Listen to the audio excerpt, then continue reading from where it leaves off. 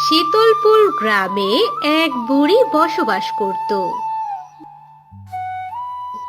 বুড়ির আপন বলতে কেউ ছিল না।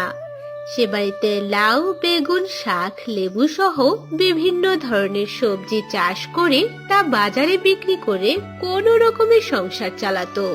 বুড়ির একটা ঠেলা গাড়ি ছিল। এমনই একদিন ঠেলা গাড়িতে সবজি বিক্রি করতে বাজারে গেল।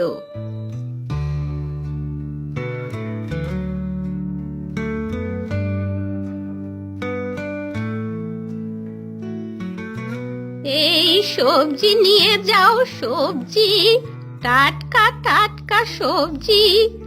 একটা লাউ নিলে দুইটা লেবু ফ্রি।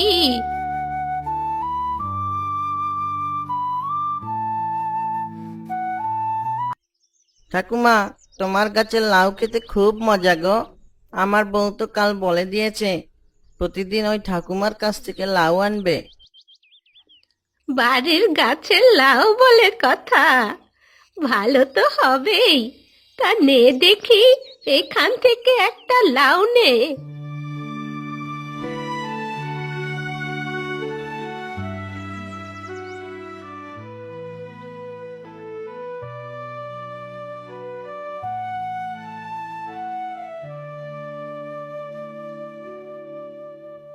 ও ঠাকুমা, আমি এত সময় তো তোমার অপেক্ষাতেই ছিলাম। তোমার কাছ থেকে নেওয়া সব সবজি খেতে খুব সুস্বাদু হয় গো। হবে তো, বাড়ির গাছের সবজি বলে কথা। নে নে, তোর যা যা লাগবে নিয়ে নে। বুড়ির সবজিগুলো দেখতে দেখতে বিক্রি হয়ে গেল। সঙ্গে শিবু নামের এক লোকও বসে সবজি নিয়ে। বুড়ি যেদিন সবজি আনে সেদিন তার কাছ থেকে কেউ কেনা বেচা করে না। এতে শিবুর বুড়ির উপর অনেক রাগ হয়। বাপুরে, এই বুড়ির জন্য কেউ আমার সবজি ফিরিয়ে তাকায় না। বুড়ি কি সবজিতে জাদু নিয়ে আসে নাকি? কি রে শিবু, তুই আমার দিকে এমন ড্যাব ড্যাব করে তাকিয়ে আছিস কেন? কিছু বলবি নাকি? হ্যাঁ, তা তো বলবো। দেখো ঠাকুমা, কাল থেকে আর আমার দোকানের পাশে আর সবজি নিয়ে বসবে না। তুমি সবজি আনলে সেদিন আর আমার সবজি বিক্রি হয় না গো। হ্যাঁ, এই কথা! আমার এই টাটকা সবজি রেখে তোর এই বাসি পচা সবজি কে নেবে বল তো? আমার মতো এমন টাটকা সবজি বিক্রি কর, দেখবি তোরও সাথে সাথে সবজি বিক্রি হয়ে যাবে। এ কথা বলে বুড়ি তার গাড়ি নিয়ে বাড়ি ফিরতে লাগলো।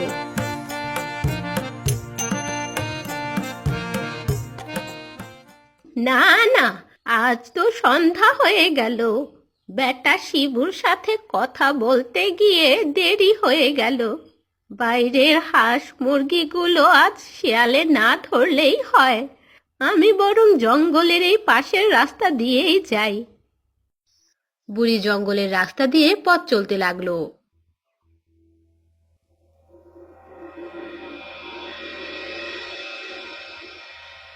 কেউ আমাকে নিয়ে যাও, এই জঙ্গলে পশু পাখির আচরে যে আমি মরে যাই যাই অবস্থা। দয়া করে কেউ আমাকে নিয়ে যাও, বাঁচাও। জঙ্গলের ভেতরে কারো করুণ আর্তনাদ শুনে বুড়ি থেমে গেল।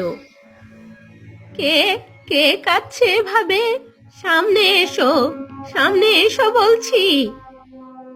ঠাকুমা, পিছে ফিরে দেখো গো, আমি যে একটা নারকেল। ও মা, তুই নারকেল হয়ে কথা বলছিস? আর নারকেলের কোনো কষ্ট হয় নাকি? সত্যি করে বল তো, তুই কে বাছা? সত্যি বলছি, আমি একটা জাদুকরি নারকেল। আমার মা নারকেল গাছ জঙ্গলের ভেতরে আছে, কিন্তু এই বনের জীব জন্তুরা আমাকে ঠেলতে ঠেলতে এখানে নিয়ে এসেছে। আহারে বেচারা নারকেল, তা তোর জন্য আমি কি করতে পারি? নিয়ে চলো না তোমার সাথে আমায়। এখানে জীব জন্তুরা চলে যে আমার জীবন যায় যায় অবস্থা। আচ্ছা আচ্ছা ঠিক আছে, তুই চল আমার সাথে। সারাদিন কথা বলার জন্য কাউকে তো পেলাম আমি। বুড়ি নারকেলটি ঠেলায় করে নিয়ে বাড়ি ফিরলো।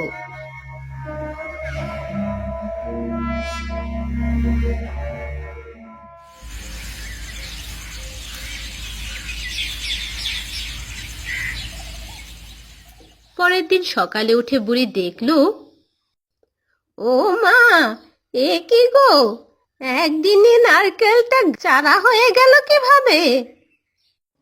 ঠাকুমা, তুমি আমাকে তোমার উঠানের এক পাশে লাগিয়ে দাও, তোমার আর কোনো কষ্ট করা লাগবে না। দেখবে তোমার সকল অভাব কেটে যাবে। সে আমার কষ্ট নিয়ে তোকে এভাবে ভাবতে হবে না বাবা, আমি একা মানুষ, আমার কোনো রকম দিন কাটলেই হলো। বুড়ি নারকেলের চারাটি নিয়ে উঠানের এক পাশে লাগিয়ে দিল। এভাবে বেশ কিছুদিন হয়ে গেল।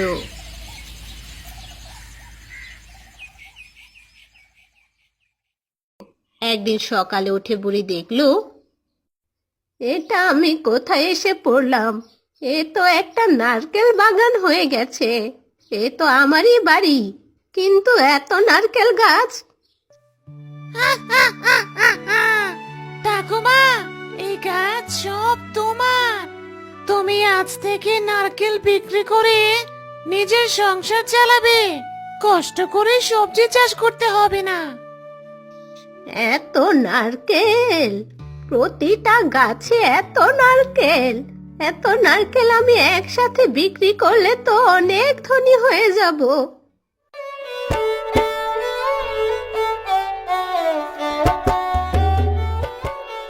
এরপর থেকে বুড়ি প্রতিদিন তার ঠেলায় করে নারকেল নিয়ে একটা নারকেলের আড়তে দিয়ে আসতো। বুড়িমা, তোমার নারকেল তো অনেক ভালো। তোমার এই নারকেল খেতে নাকি খুবই সুস্বাদু। তোমার এই নারকেলের চাহিদা তো আমার এখানে দিন দিন খুবই বাড়ছে। এগুলো তো ঠাকুমার নারকেল, এজন্য এত স্বাদ। যাই হোক, তোমার আড়তে যখন এত নারকেলের চাহিদা, তখন কাল থেকে আমার এই ঠেলায় করে নারকেল আনবো না। সে কি ঠাকুমা, তুমি কি আর নারকেল দেবে না আমায়? না না, তা কেন দেব না? আমার তো বড় নারকেলের বাগান। তুই কাল থেকে বড় গাড়ি নিয়ে নারকেল পাড়তে আসিস। এটা তো খুব ভালো কথা, এতে আমার ব্যবসাটাও খুব জমজমাট হবে। ঠিক, আমি কাল গাড়ি নিয়ে সকাল সকাল তোমার বাড়িতে হাজির হব। পরের দিন মুহিব একটা গাড়ি নিয়ে বুড়ির বাড়িতে হাজির হলো। মুহিব বুড়ির নারকেল বাগানের প্রতিটি গাছের নারকেল দেখে খুব অবাক হলো। এক একটা গাছে এত নারকেল কিভাবে হতে পারে? এত নারকেল! কি গো বাছা, এসে পড়েছিস? হ্যাঁ হ্যাঁ ঠাকুমা, এসেছি গো। তোমার গাছের নারকেল দেখে তো আমার চোখ কপাল উঠছে। তুমি তো দুদিনে ধনী হয়ে যাবে বুড়িমা।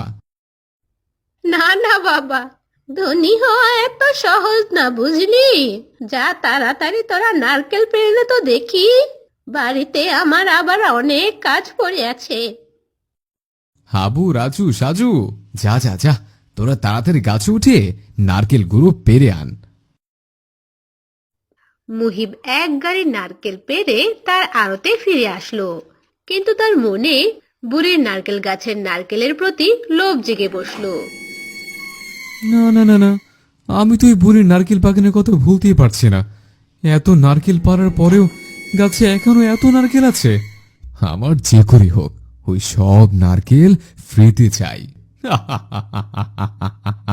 আবু, এদিকে আয়, শুনে যা।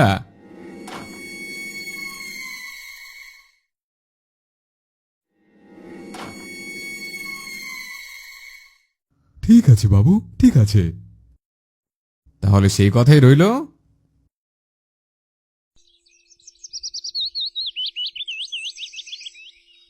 সেদিন রাতে মুহিব ও হাবু বুড়ির নারকেল বাগানে গেল নারকেল চুরি করতে। আরে বাবু, ঠিকঠাক ভাবে কাজ করেছিস? দেখিস একটা গাছও যেন বাদ না যায়। হাবু গাছে উঠতেই সেই জাদুকরি নারকেল গাছটি কথা বলে উঠল। কি রে, আমার ঠাকুমার কাছে নারকেল চুরি করতে এসেছিস? হুম, তা তো হবে না। আমি থাকতে এই গাছের নারকেল চুরি করতে কেউই পারবে না। কে কথা বলছে? হ্যাঁ, সাহস থাকলে সামনে এসো।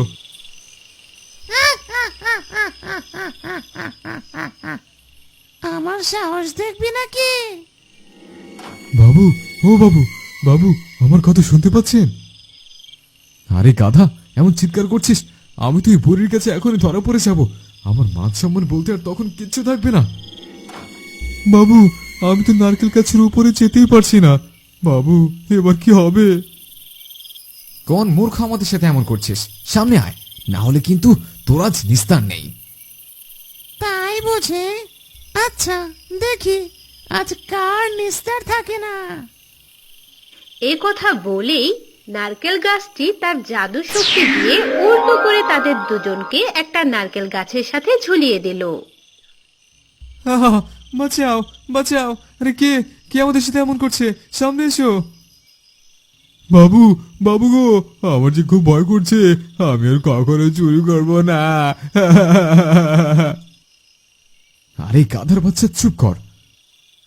এমন সময় বুড়ি তার ঘর থেকে কারো চিৎকারের আওয়াজ শুনল। কে যেন বাইরে চিৎকার করলো? কে আসলো আবার এত রাতে?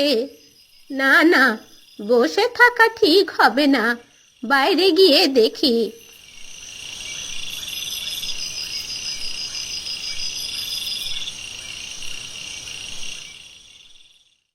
সেই নারকেল গাছটি তার জাদু শক্তি দ্বারা বুড়ির বাড়ি সহ সমস্ত নারকেল বাগান দিনের আলোর মতো আলোকিত করে দিল। এ তো মনে হচ্ছে সকাল হয়ে গেছে। কে চিৎকার করলো? কাউকে তো দেখতে পাচ্ছি না।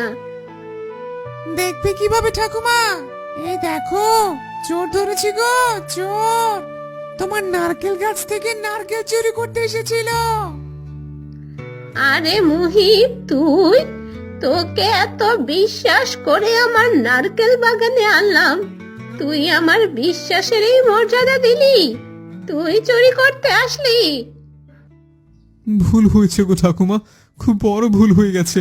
তুমি আমাকে ক্ষমা করে দাও। আর কখনো এমন ভুল করব না গো।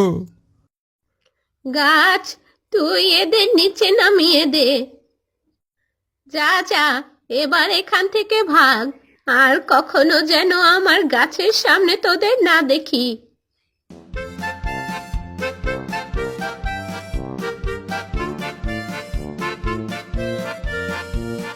এত সহজে ছেড়ে দিলে ঠাকুমা?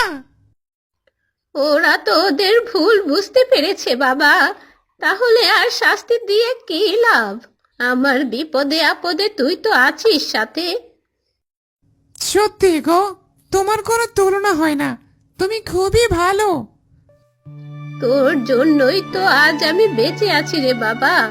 এখন তো আর হাঁটতেও পারি না, কিভাবে নিজের সংসারটা চালাতাম বলতো? এই সবই সৃষ্টিকর্তার ইচ্ছে। তোমার জন্য তো আজ আমি বেঁচে আছি।